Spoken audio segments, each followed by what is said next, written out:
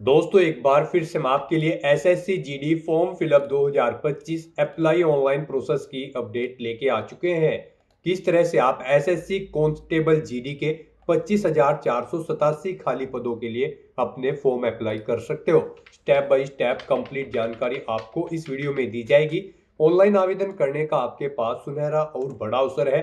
आप जल्द से जल्द अपना फॉर्म अप्लाई कर ले, कहीं मौका हाथ से छूट न जाए। फॉर्म अप्लाई करते समय आपको कोई भी ऐसी गलती या फिर मिस्टेक नहीं करनी होगी जिसको करने से आपका एप्लीकेशन फॉर्म रिजेक्ट हो सकता है। आवेदन करते समय आपको कुछ महत्वपूर्ण बातों को भी ध्यान में रखना होगा, तभी आपका एप्लीकेशन फॉर्म सक्सेसफुली सबमिट हो पाएगा। आवेदन करते समय अगर आपके सामने कोई भी टेक्निकल प्रॉब्लम आ रही है तो उसका हल भी आपको इस वीडियो में मिल जाएगा। फॉर्म अप्लाई करते समय आप अपना OTR registration one time registration किस प्रकार से करोगे, कैसे आप अपनी पर्सनल डिटेल फिल करोगे, पासवर्ड आपको कैसे क्रिएट करना होगा, कैसे आपको अपनी एडिशनल डिटेल फिल करनी होगी, क्वालिफिकेशन की डिटेल आप कैसे फिल करोगे, किस तरह से आप अपने एग्जामिनेशन सेंटर चुनोगे, किस तरह से आप अपनी ऑर्गेनाइजेशन के लिए कोड यहां पर सेलेक्ट करोगे, किस तरह से आपको अपना फेस ऑथेंटिकेशन करना होगा, लाइव फोटो आप कैप्चर किस प्रकार से करोगे, कैसे आपको डॉक्यूमेंट सिग्नेचर और कितने केबी में आपको अपलोड करने होंगे, फीस पेमेंट करते हुए रजिस्ट्रेशन से लेकर प्रिंट तक आपको किस तरह से अपना फॉर्म भरना होगा। पूरी जानकारी के लिए आपको ये वीडियो शुरू से लेके एंड तक बिना स्किप किए हुए देखनी होगी। इस वीडियो को पूरा देखने पर ही आपके सभी सवाल और डाउट क्लियर होंगे। तो चलिए दोस्तों बिना कोई वक्त कमाए शुरू करते हैं एसएससी जीडी फॉर्म फिलअप की पूरी जानकारी। फॉर्म भरने से पहले आपको सबसे पहले हमारी वेबसाइट आईएनडी सरकारी नौकरी के इस पेज पर विजिट करना होगा, जिसका लिंक आपको नीचे description plus first comment box में मिल जाएगा। और हमारे इस पेज पर विजिट करके आप यहां से एसएससी जीडी का फॉर्म अप्लाई कर सकते हो। स्टाफ सिलेक्शन कमीशन कर्मचारी चयन आयोग एसएससी के अंतर्गत ये भर्ती निकली है। कांस्टेबल जीडी की पोस्ट है जो कि central arm police force CAPF और एसएसएफ, और राइफलमैन जीडी की पोस्ट असम राइफल के अंतर्गत है। यहाँ पर एग्जामिनेशन 2026 के तहत भर्ती की जा रही है। 25,487 बम्पर वैकेंसी जहां पर निकली है। लास्ट डेट ऑनलाइन आवेदन करने की 31 दिसंबर 2025 है। 8 से 10 जनवरी तक भी आप अपना करेक्शन कर सकते हो। फरवरी अप्रैल 2026 में आपका एग्जाम कंडक्ट होगा। 21,700 से 69,100 लेवल 3 के अंतर्गत सैलरी है। 10वीं पास कैंडिडेट अप्लाई कर सकते हैं। 10th पास की सेंटर लेवल की भर्ती है। 18 से 23 वर्ष आपकी आयु सीमा रहेगी। Application fees general OBC WS के लिए 100 रुपए है। एससी फीमेल को फीस जमा नहीं करनी होगी। ऑनलाइन मोड से आप फीस पेमेंट करोगे। Computer based examination physical efficiency test PT, physical standard test PST medical examination के आधार पर सिलेक्शन होगा। यहाँ पर हाइट देख सकते हो, मेल जनरल ओबीसी एससी के लिए 170 सेंटीमीटर है और यहाँ पर मेल एसटी के लिए 162.5 सेंटीमीटर है। फीमेल जनरल ओबीसी एससी के लिए 157 सेंटीमीटर है। फीमेल एसटी के लिए 150 सेंटीमीटर है। इसी तरह चेस्ट यहाँ पर 80 से 85 सेंटीमीटर है। फुलाने के बाद में 5 सेंटीमीटर का अंतर होना अनिवार्य है, जो मेल एसटी के लिए 76 से 80 है, फीमेल के लिए रिक्वायर्ड नहीं है। रनिंग यहाँ पर 5 किलोमीटर 24 मिनट में कंप्लीट करनी होगी और मेल एसटी को 5 किलोमीटर की 24 मिनट में ही यहाँ पर सेम टाइम यहाँ पर दिया गया है, इसी में आपको कंप्लीट करनी होगी। फीमेल के लिए 1.6 किलोमीटर की रनिंग 8.5 मिनट में कंप्लीट करनी होगी। ऑनलाइन आप ऑल इंडिया से अप्लाई कर सकते हो ssc.gov.in पोर्टल से। इंपोर्टेंट लिंक सेक्शन के अंतर्गत ऑफिशियल नोटिफिकेशन पीडीएफ लिंक पर क्लिक करके आप इसके पीडीएफ डाउनलोड कर सकते हो, जिसमें आपको सबसे पहले यहाँ पर आवेदन करने की डेट दे दी गई है और एग्जाम की डेट आपको यहाँ पर शो कर दी गई है। उसके बाद में आपको इस पेज को स्क्रॉल डाउन करना होगा। सैलरी की डिटेल आप यहाँ से चेकआउट कर सकते हो। यहाँ पर आपको फोर्स वाइज मेल और फीमेल के लिए वैकेंसीज की कैटेगरी वाइज जानकारी दे दी गई है। यहाँ पर देख सकते हो BSF, CISF, CRPF, SSB, ITBP, Assam rifle और एसएसएफ के अंतर्गत यहाँ पर किस कैटेगरी के लिए कितनी वैकेंसीज निकली है मेल और फीमेल के लिए। टोटल 25,487 वैकेंसीज है। तो वैकेंसीज के बाद आप नेशनलिटी या सिटीजनशिप चेकआउट कर ले। एज लिमिट और किस कैटेगरी को कितनी छूट दी जा रही है, जैसे कि एससी के लिए 5 साल की, ओबीसी के लिए 3 साल, सभी कैटेगरी के लिए एज रिलैक्सेशन आप यहाँ से चेकआउट कर ले।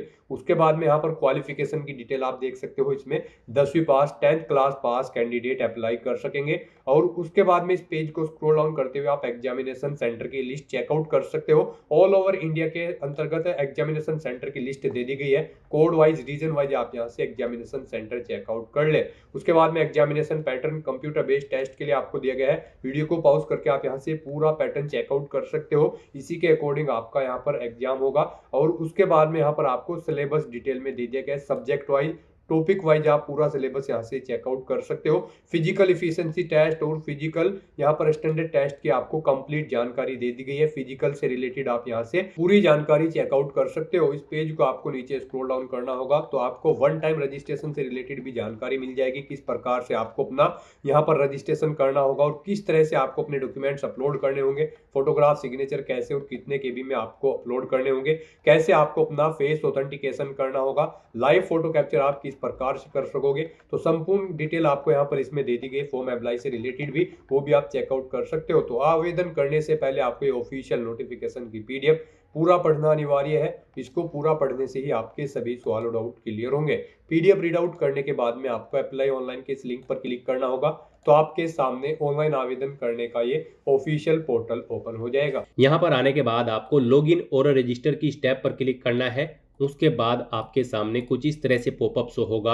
अगर आपने एसएससी के इस पोर्टल पर पहले से अपना वन टाइम रजिस्ट्रेशन कर रखा है तो बस आपको अपना रजिस्ट्रेशन नंबर यहाँ पर एंटर करना है, अपना पासवर्ड आपको एंटर करना है, ये कैप्चा कोड आपको यहाँ पर एंटर करना है और लॉगिन की स्टेप पर क्लिक करते हुए आपको अपने डैशबोर्ड में लॉगिन करके अपना फॉर्म अप्लाई कर लेना है।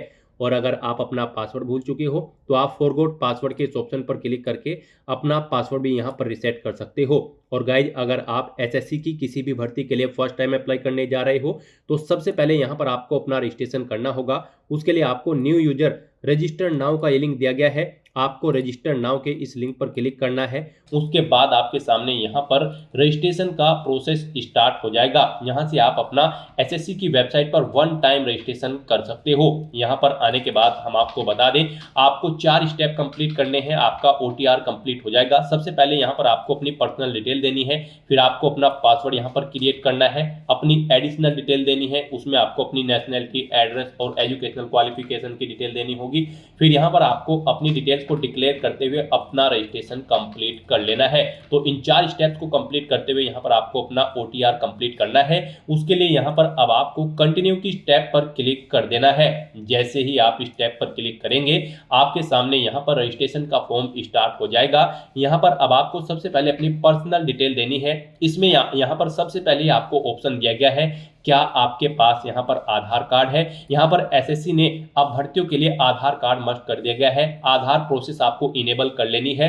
तो अगर आपके पास आधार है तो आप यस ऑप्शन सेलेक्ट करेंगे। और गाइस, यहाँ पर अगर आपके पास आधार नहीं है उसके लिए भी ऑप्शन है। अगर यहाँ पर आपके पास आधार नहीं है तो आप नो ऑप्शन सेलेक्ट करेंगे। फिर यहाँ पर आपको अपने कुछ डॉक्यूमेंट्स अपलोड करने होंगे, जैसे कि यहाँ पर आपको अपना नेम प्रूफ डॉक्यूमेंट अपलोड करना होगा। उसमें आपको अपना Aadhaar card, voter ID card, pan card, driving licence, government ID card या फिर गवर्नमेंट सर्विस आइडेंटिटी कार्ड आपको अपलोड करना होगा, या फिर आपका पेंशन कोई डॉक्यूमेंट, पेंशन डॉक्यूमेंट भी आप अपलोड कर सकते हैं। आप चूज फाइल बटन पर क्लिक करें, फाइल को सिलेक्ट करें और इनमें से कोई भी डॉक्यूमेंट आप अपना अपलोड कर दें। उसके बाद यहाँ पर आपको अपना date of birth proof certificate upload करना है। इसमें आपका बर्थ सर्टिफिकेट हो सकता है, स्कूल लिविंग सर्टिफिकेट हो सकता है, certificate of date of issued by gazetted officer, या फिर आधार कार्ड यहाँ पर आपको अपलोड करना है। चूज फाइल के इस ऑप्शन पर क्लिक करते हुए उसके बाद यहाँ पर आपको अपना एड्रेस प्रूफ अपलोड करना होगा। यहाँ पर ये डॉक्यूमेंट आपको उन केस में अपलोड करने हैं अगर आपके पास आधार नहीं है।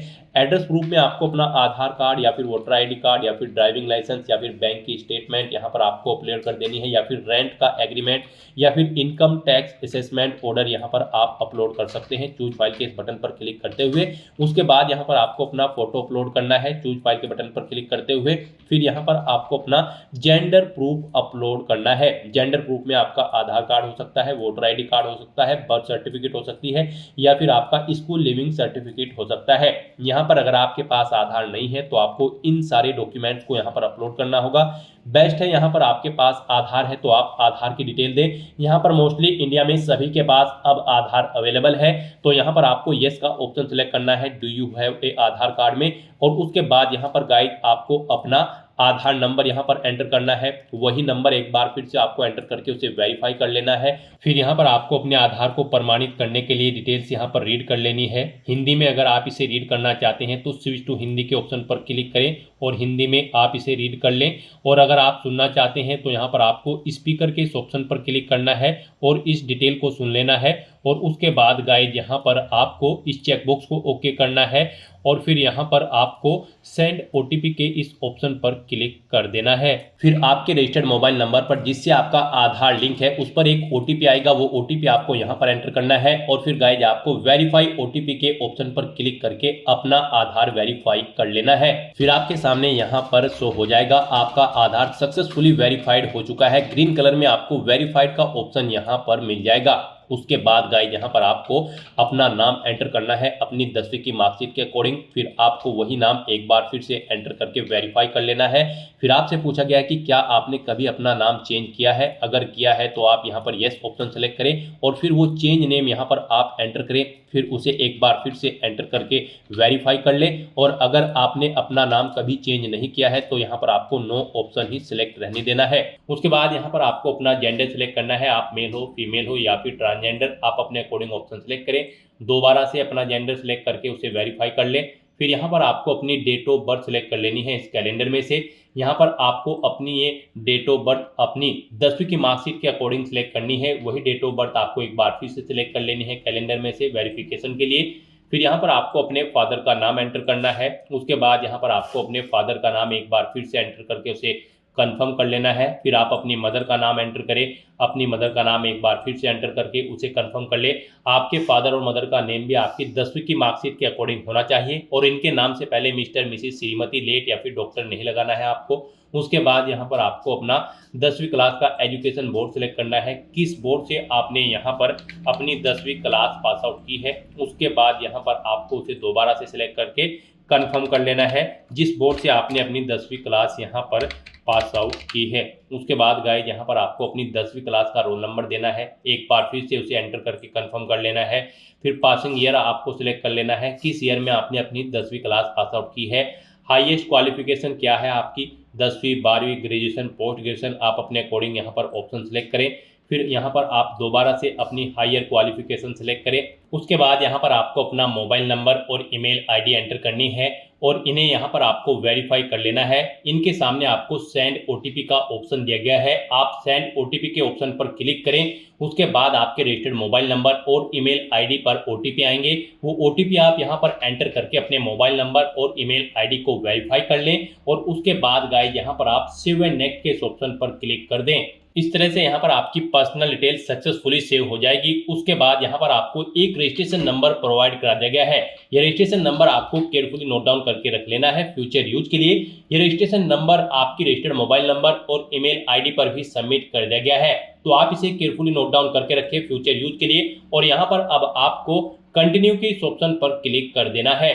नेक्स्ट आपके सामने कुछ इस तरह से इंटरफेस ओपन होगा। अब यहाँ पर आपको जो रजिस्ट्रेशन नंबर मिला है वो रजिस्ट्रेशन नंबर आपको एंटर करना है। उस रजिस्ट्रेशन नंबर के साथ साथ ही आपकी ईमेल आईडी और मोबाइल नंबर पर एक पासवर्ड भी आया होगा, वो पासवर्ड यहाँ पर आपको एंटर करना है। उसके बाद आपको ये कैप्चा कोड यहाँ पर एंटर करना है और फिर गाइस यहाँ पर आपको साइन इन के इस ऑप्शन पर क्लिक कर देना है। नेक्स्ट यहाँ पर आपको अपना पासवर्ड चेंज करना है। यहाँ पर अब आपको सबसे पहले अपना ओल्ड पासवर्ड एंटर करना है, वो वाला पासवर्ड जो आपके रजिस्टर्ड मोबाइल नंबर और ईमेल आईडी पर आया है आपके रजिस्ट्रेशन नंबर के साथ। और उसके बाद यहाँ पर आपको अपना नया पासवर्ड क्रिएट करना है। यहाँ पर इस पासवर्ड को क्रिएट करने के लिए आपको गाइडलाइन दी गई है, आपका पासवर्ड कम से कम 8 कैरेक्टर का होना चाहिए और ये अल्फा न्यूमेरिक फॉर्मेट में होना चाहिए। मींस आपके पासवर्ड में कम से कम एक अपर केस कैरेक्टर, एक लोअर केस कैरेक्टर, एक इंटीजर नंबर, एक स्पेशल कैरेक्टर जैसे कि @ या फिर डॉलर होना चाहिए। तो इस फॉर्मेट में यहाँ पर आपको अपना पासवर्ड क्रिएट करना है। वही पासवर्ड आपको कंफर्म पासवर्ड फील्ड में एंटर करना है। उसके बाद यहाँ पर आपको एक सिक्योरिटी क्वेश्चन सेलेक्ट करना है। यहाँ पर आप कोई भी सिक्योरिटी क्वेश्चन सेलेक्ट करें, उसका आंसर दें। फिर यहाँ पर आप दूसरा सिक्योरिटी क्वेश्चन सेलेक्ट करें और फिर उसका आंसर यहाँ पर आप दें। और उसके बाद गाइस यहाँ पर आप सेव एंड नेक्स्ट के इस ऑप्शन पर क्लिक कर दें। इस तरह से यहाँ पर आपका पासवर्ड चेंज हो जाएगा। फिर आपके सामने कुछ इस तरह से इंटरफेस ओपन होगा। अब यहाँ पर आपको दोबारा से अपना रजिस्ट्रेशन नंबर एंटर करना है, अपना पासवर्ड आपको एंटर करना है। नया पासवर्ड जो आपने चेंज किया है वो पासवर्ड यहाँ पर आपको एंटर करना है। ये कैप्चा कोड आपको यहाँ पर एंटर करना है और उसके बाद गाइज आपको लॉगिन के इस ऑप्शन पर क्लिक कर देना है। लॉगिन करने के बाद अब यहाँ पर आपको अपनी एडिशनल डिटेल्स प्रोवाइड करानी है। सबसे पहले यहाँ पर आपको अपनी कैटेगरी सिलेक्ट कर लेनी है, किस कैटेगरी से आप बिलोंग करते हैं। फिर यहाँ पर आपको अपनी कैटेगरी दोबारा से सिलेक्ट करके उसे वेरीफाई कर लेना है। फिर आपको अपनी नेशनलिटी यहाँ पर सिलेक्ट कर लेनी है। यहाँ पर सिटीजन ऑफ इंडिया अगर आप इंडिया से हैं, उसके बाद अगर आप नेपाल, भूटान या फिर टाइबेटियन हैं तो यहाँ पर आप अपने अकॉर्डिंग ऑप्शन सेलेक्ट करें। यहाँ पर अगर आप अदर कंट्री से हैं तो फिर यहाँ पर आपको अपनी नेशनलिटी की डिटेल देनी है, और अगर आप इंडिया से हैं तो यहाँ पर आप इंडिया सेलेक्ट करें, फिर आपको ये डिटेल नहीं देनी है।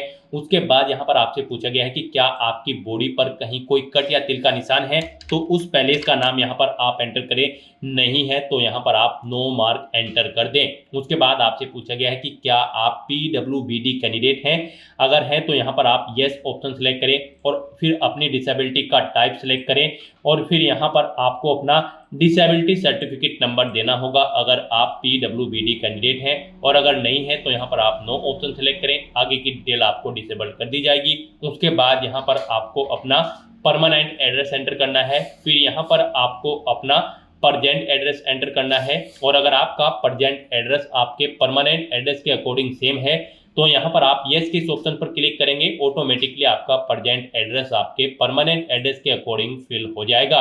उसके बाद यहाँ पर गाइज आपको सेव एंड नेक्स्ट के इस ऑप्शन पर क्लिक कर देना है। आपकी एडिशनल डिटेल सक्सेसफुली सेव करने के बाद आपको डिक्लेरेशन सेक्शन में रिडायरेक्ट कर दिया जाएगा।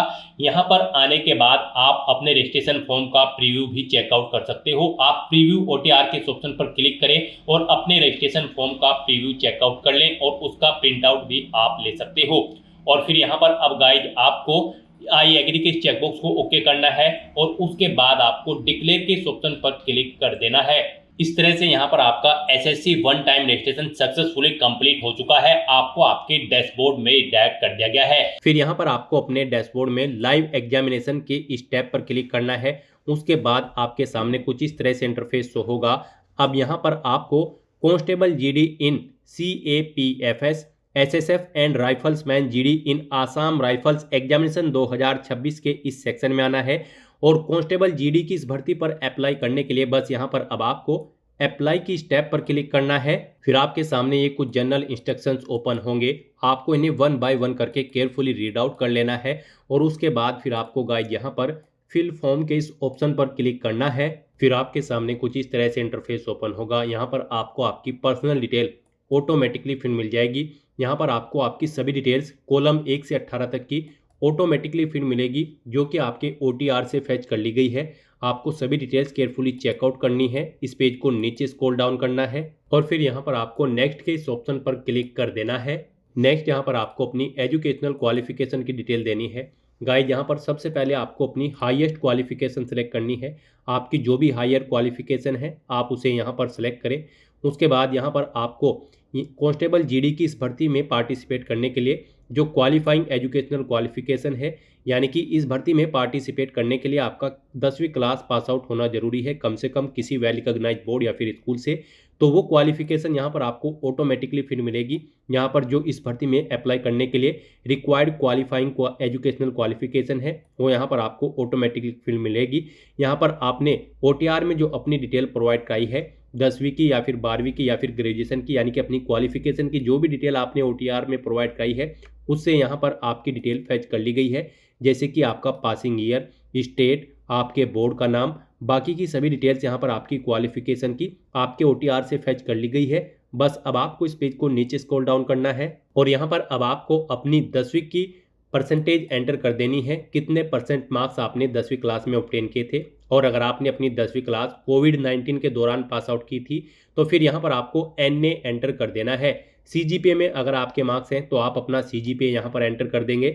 इस तरह से अपने क्वालिफिकेशन की डिटेल यहाँ पर प्रोवाइड कराने के बाद फिर आपको सेव एंड नेक्स्ट के इस ऑप्शन पर क्लिक करना है।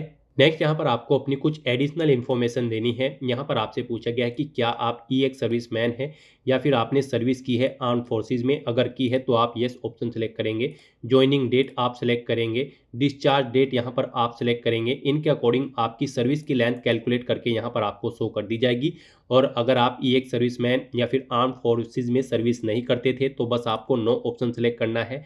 फिर यहाँ पर आपसे पूछा गया है कि क्या आप एज में रिलैक्सेशन चाहते हैं। अगर चाहते हैं तो आप येस करेंगे।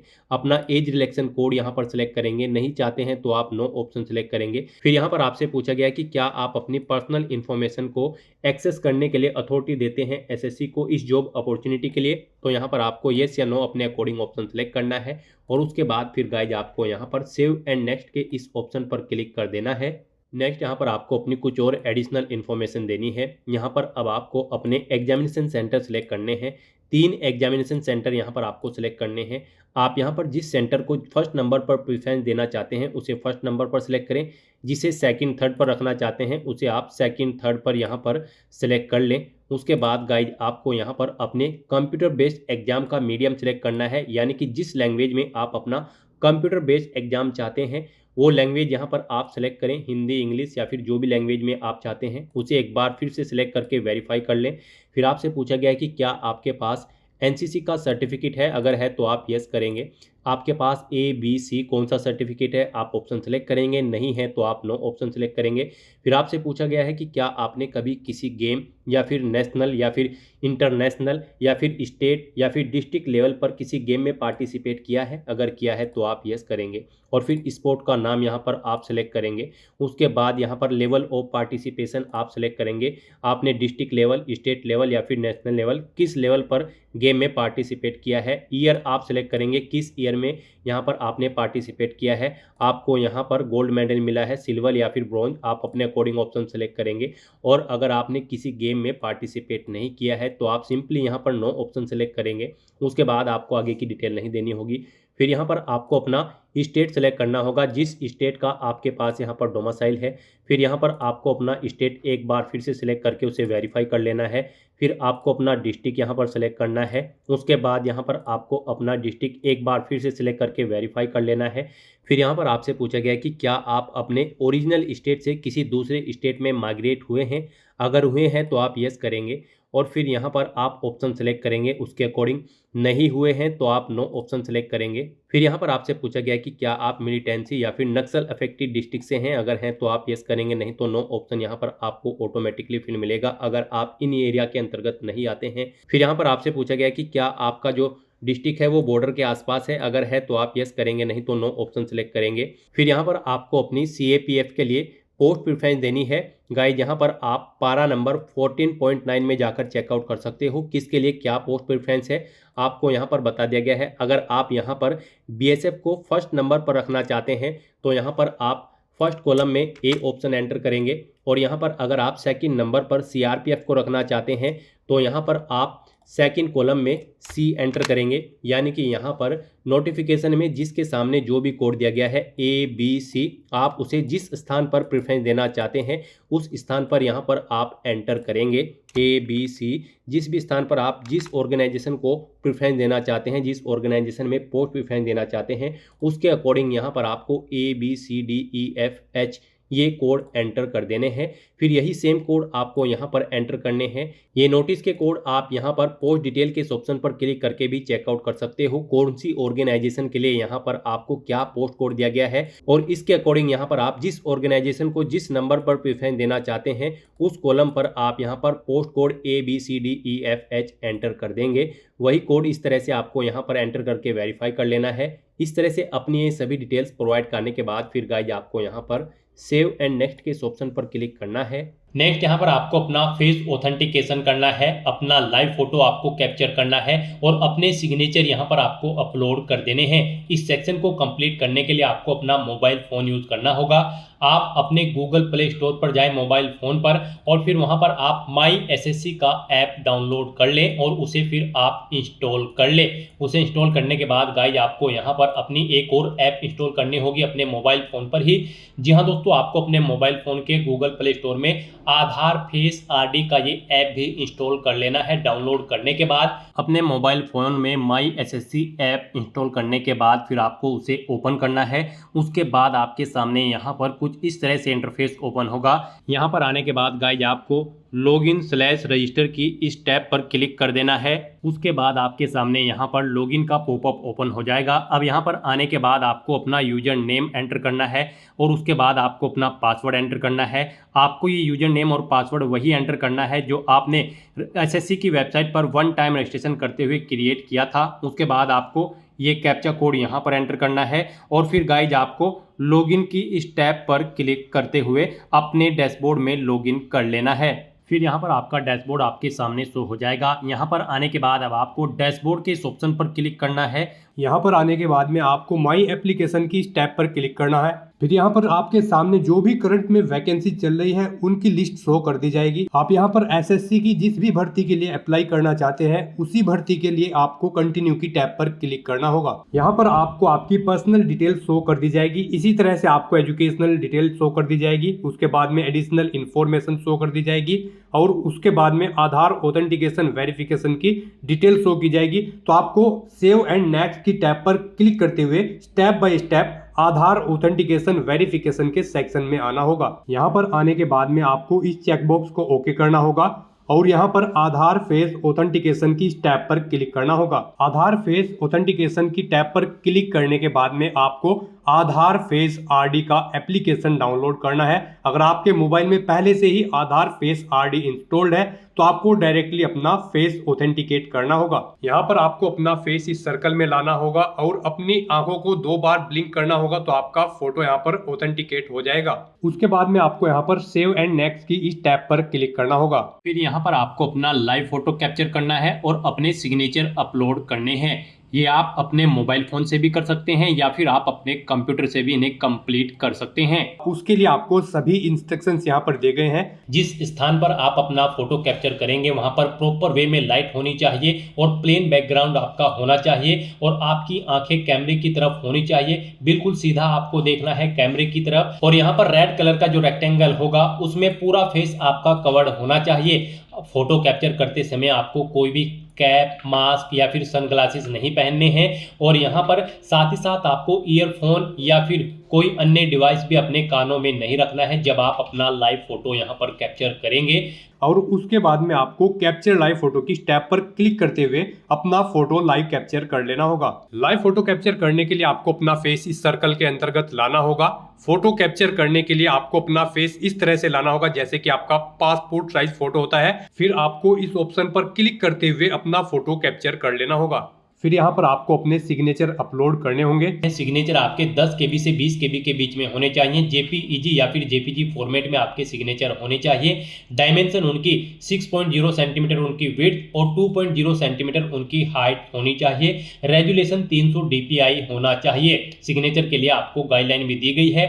आप यहाँ पर क्लिक हियर टू रीड के इस लिंक पर क्लिक करें और यहाँ पर आपके सामने ये PDF ओपन हो जाएगी। इसमें आप चेकआउट कर सकते हो कि किस तरह से आपके सिग्नेचर होने चाहिए। यहाँ पर एक बॉक्स के अंदर आपके सिग्नेचर होने चाहिए। कुछ इस तरह से यहाँ पर आपके सिग्नेचर एक्सेप्टेबल होंगे। गाइस इस फॉर्मेट में आपके सिग्नेचर एक्सेप्टेबल होंगे और इन फॉर्मेट्स में आपके सिग्नेचर यहाँ पर एक्सेप्टेबल नहीं होंगे। आपको इन्हें केयरफुली चेकआउट कर लेना है। एग्जांपल्स आपको यहाँ पर दिए गए हैं, इनके अकॉर्डिंग आपको अपने सिग्नेचर करने हैं। सिग्नेचर अपलोड करने के लिए आपको अपलोड योर सिग्नेचर की टैब पर क्लिक करना होगा। इस टैब पर आप क्लिक करें, अपनी फाइल को सिलेक्ट करें और यहाँ पर अपना सिग्नेचर अपलोड कर दें। उसके बाद में यहाँ पर आपको सेव एंड नेक्स्ट की इस टैब पर क्लिक करना होगा। तो दोस्तों इस तरह से आपका आधार ऑथेंटिकेशन वेरिफिकेशन कंप्लीट हो जाएगा। आपका लाइव फोटो कैप्चर हो जाएगा और आपके सिग्नेचर भी अपलोड हो जाएंगे। नेक्स्ट यहाँ पर आपको आपके एप्लीकेशन फॉर्म का पूरा प्रीव्यू शो कर दिया गया है। आपको सभी डिटेल्स केयरफुली चेकआउट करनी है। पेज को नीचे स्क्रॉल डाउन करना है और यहाँ पर अब आपको अगर कोई मिस्टेक नजर आ रही है तो आप गो बैक के बटन पर क्लिक करके एडिट कर सकते हो।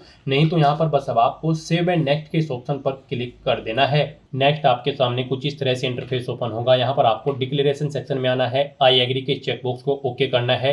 उसके बाद आपको ये कैप्चा कोड यहाँ पर एंटर करना है और फिर गाइज आपको सबमिट के इस ऑप्शन पर क्लिक कर देना है। इस तरह से यहाँ पर आपका एप्लीकेशन फॉर्म सक्सेसफुली सबमिट हो जाएगा। यहाँ पर आपका फॉर्म सबमिट हो जाएगा अगर आप रिजर्व कैटेगरी से बिलोंग करते हो और अगर आप अनरिजर्व कैटेगरी से बिलोंग करते हो तो पहले यहाँ पर आपको 100 रुपये फीस के रूप में जमा कराने होंगे, जो कि आप debit card, credit card, net banking या फिर यूपीआई के माध्यम से जमा करा सकते हो। तो यहाँ पर आपका फॉर्म सबमिट हो चुका है। एसएससी की तरफ से इसे रिसीव कर लिया गया है। अब यहाँ पर आपका कंटेंट वेरिफिकेशन होगा, यानी कि जो डिटेल्स आपने प्रोवाइड कराई है उनका वेरिफिकेशन किया जाएगा। उसके बाद आपको आपके एप्लीकेशन फॉर्म का स्टेटस शो कर दिया जाएगा। तो यहाँ पर आपका फॉर्म सक्सेसफुली सबमिट हो चुका है। अब आप यहाँ पर प्रिंट एप्लीकेशन के इस ऑप्शन पर क्लिक करके अपने एप्लीकेशन फॉर्म का एक हार्ड कॉपी प्रिंट आउट ले ले, फ्यूचर यूज के लिए, फ्यूचर रेफरेंस के लिए। और गाइस फिर आप गो टू डैशबोर्ड के इस ऑप्शन पर क्लिक करके अपने डैशबोर्ड में जा सकते हैं और वहां से आप अपने एप्लीकेशन फॉर्म का स्टेटस चेकआउट कर सकते हो। तो दोस्तों ऐसे आप एसएससी कांस्टेबल जीडी की इस भर्ती के लिए अपने फॉर्म अप्लाई कर सकते हो बिना कोई मिस्टेक किए हुए। आज की इस वीडियो में बस इतना ही। आई होप ये वीडियो आपको पसंद आई होगी। अगर पसंद आई हो तो इसे लाइक और शेयर करें। चैनल पर नए हो तो इसे सब्सक्राइब कर लें। Thanks for watching.